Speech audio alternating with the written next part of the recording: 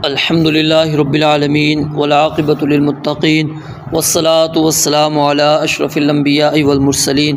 अऊज़ु बिल्लाहि मिनश शैतानिर रजीम। बिस्मिल्लाहिर रहमानिर रहीम। व हुवल्लज़ी अरसलर रियाह बुशरम बैन यदै रहमतिहि। व हुवल्लज़ी, और वही ज़ात है जिसने अरसला भेजा, अर्रियाह हवाओं को, बुशरम बैन यदै रहमतिहि अपनी रहमत से पहले खुशखबरी के लिए। व अंज़लना मिनस समाई माअन तहूरा, और हमने आसमान से पाक करने वाला पानी उतारा। लिनुहय्यिया बिही बलदतम मैता, ताकि हम इसके ज़रिए से एक मुर्दा शहर को ज़िंदा करें।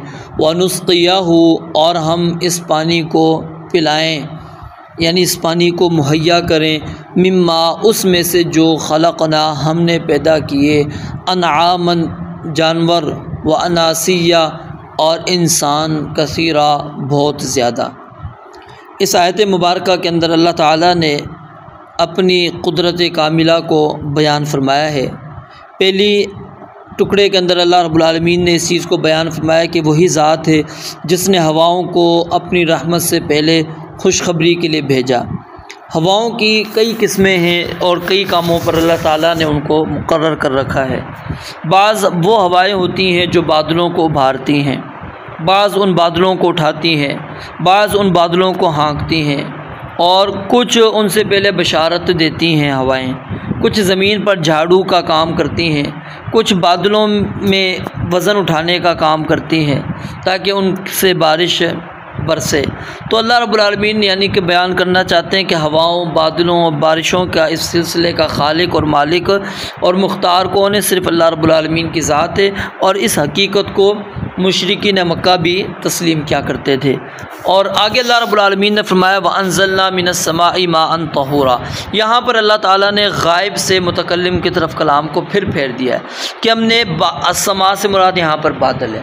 हमने आसमान से यानी बादलों से ऐसा पानी नाजिल किया जो तहूरन, जिससे तहारत हासिल की जाए, जिससे तहारत हासिल की जाए, यानी जो पाक करने वाला है। अगर हम गौर करें, ये पानी जो हम पर बरसता है, अगर समंदर का पानी अपनी असल हालत में ही खेती को पिलाया जाए तो खेती क्या हो जाएगी? मुरझा जाएगी, तबाह हो जाएगी।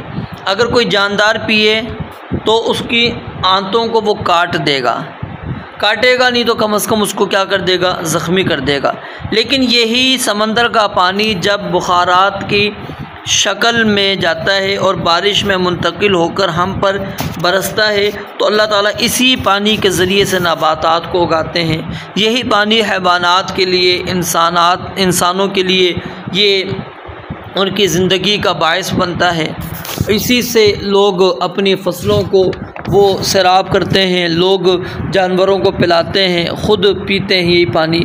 तो इस आयत के अंदर अल्लाह ताला ने अपनी तौहीद और मौत के बाद की जो ज़िंदगी है उसके दलाइल को ज़िक्र किया और अपनी नेमतों को अल्लाह रब्बुल आलमीन ने ज़िक्र किया। फरमाया व अंज़लना, और हमने नाजिल किया, मिनस समाई, आसमान से, माअन तहूरन, ऐसा पानी जो पाक करने वाला है, जो पाक करने वाला। यानी ये आयत दलील है इस चीज़ की कि किसी भी चीज़ को पाक करने का असल ज़रिया क्या है?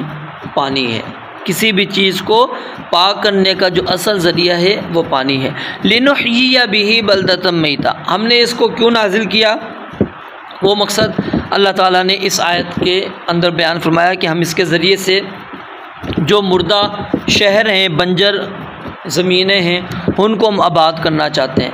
वनुस्क़ियाहु मिम्मा खलक़ना अनआमन व अनासिया, ये अनासिया जो है अंसियुन की जमा है, अंसियुन की जमा है। यानी अल्लाह रब्बुल आलमीन इस पानी को जानवरों के लिए और इंसानों के लिए अल्लाह रब्बुल आलमीन मुहैया करना चाहता है। तो गोया कि अल्लाह रब्बुल आलमीन ने यहाँ पर दलील पेश की है कि जिस तरह पानी वो बरसता है और बरसने के बाद मुर्दा ज़मीन ज़िंदा हो जाती है, इसी तरह अल्लाह ताला तुम्हें मरने के बाद दोबारा ज़िंदा करेगा। तुम्हें अल्लाह ताला दोबारा ज़िंदा करेगा। जिस तरह उस बंजर गैर आबाद ज़मीन को जो बिल्कुल ख़राब हो चुकी थी और तुम्हारी नज़र में बिल्कुल मर चुकी थी, उसको अल्लाह ताला ने ज़िंदा कर दिया, तो इसी तरह इंसानों को भी अल्लाह रब्बुल आलमीन ज़िंदा करेंगे।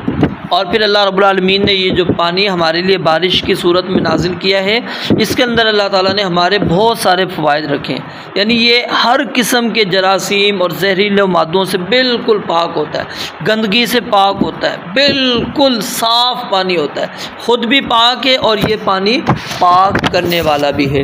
रब्बुल आलमीन से दुआ है अल्लाह ताला समझने अमल करने की तौफ़ीक़ अता फ़रमाए।